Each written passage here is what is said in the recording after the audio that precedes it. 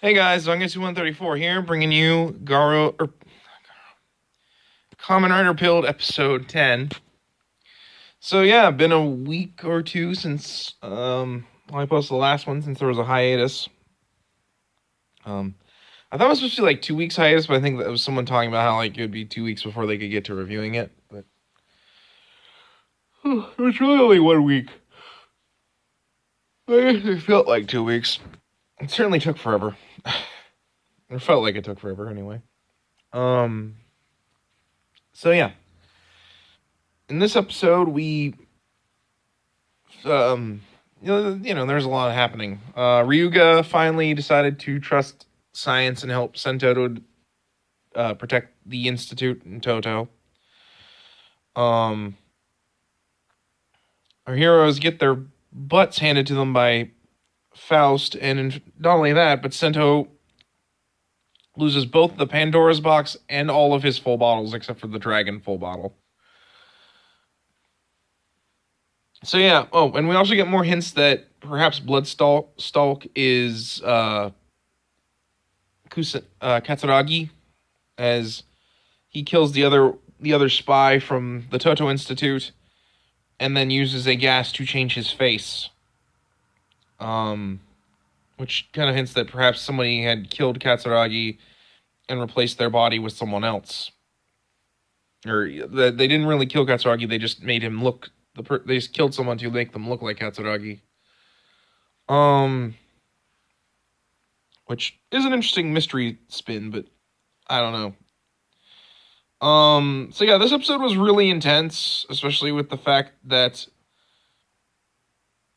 still a lot of stuff happened. Like the ending was probably the one of the darkest endings of an episode I've ever seen in an episode of Kamen Rider. For one, and two, it's just getting much more intense, especially now that more than likely the three nations of Japan are now moving closer to war,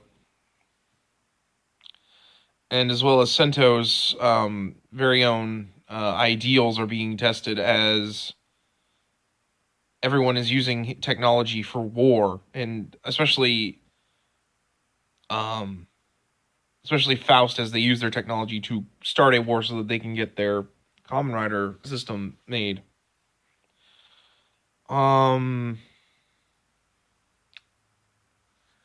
So yeah, no, it was an intense episode. My favorite parts probably would be the fact that we got to see Ryuga do a lot.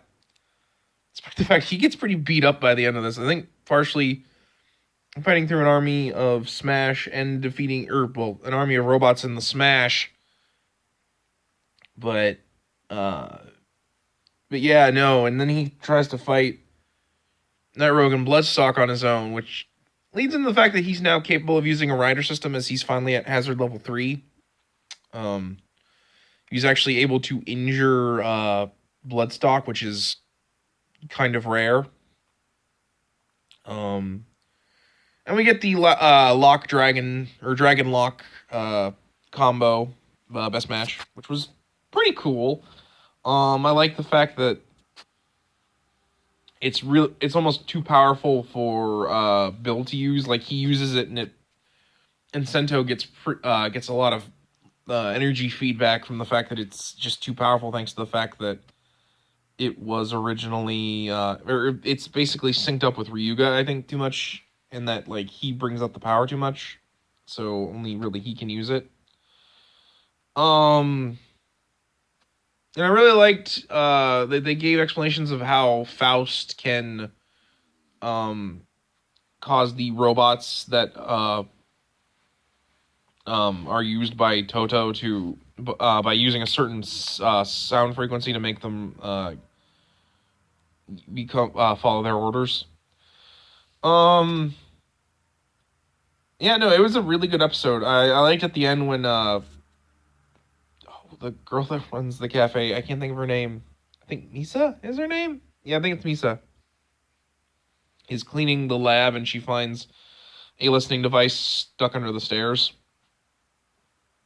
Which either A, was put there by the news lady, since she's a mole for the technology institute that Faust is partnered with.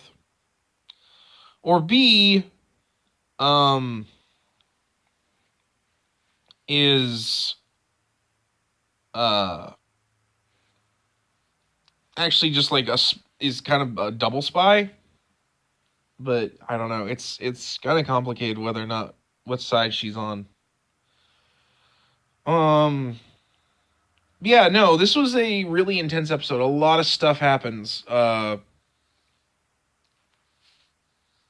Especially Sento losing all of his full bottles, but Dragon and Locke to Faust was pretty intense, all things considered. And to be fair, this is always something that pretty much every modern Kamen Rider has to go through now, where the rider loses his trinkets so he can't transform. It's really one of the bigger problems with modern Heisei riders. They always have to do this episode. And you know they're gonna get it back somehow. And it's not like it's something you're not gonna expect. It's gonna happen whether the bad guys like it or not, because there's no show without the Kamen Rider. The only other really big complaint was, like, during Ryuga's fight with the robots, he grabs one of them and the robots, like, stop. Like, they're robots. What do they care if one of them gets destroyed? Like, why would you program that in if they're combat robots? I mean, they were originally made as they say in this episode, as executioners to decrease crime. Like, that's some intense stuff right there. But, regardless, it was a good episode. A lot happened. It was basically a wrap-up of the last story arc. Only in kind of a bad way, since, things are really looking dark. Faust has the Pandora's box and all of the full bottles, but, like, Dragon and Locke. Or, they might have Locke. I don't know. I don't think they do. At the end, it showed them having all of them but Rabbit, Tank, and Lion. And then they take Rabbit, Tank, and Lion, so I assume they don't have Locke. They definitely don't have Dragon.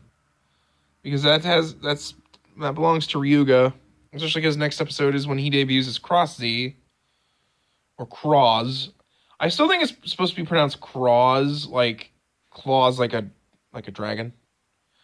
They shrugged as a Perninator. He was a dragon. Or maybe he was a dragon man. But he was still Trogdor.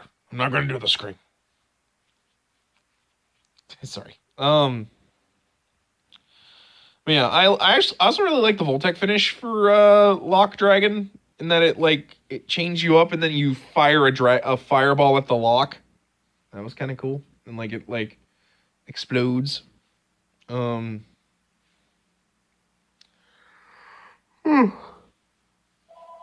yeah. But anyway, guys, I think that's it. There's really not much else to say, and I will talk to you later. Bye.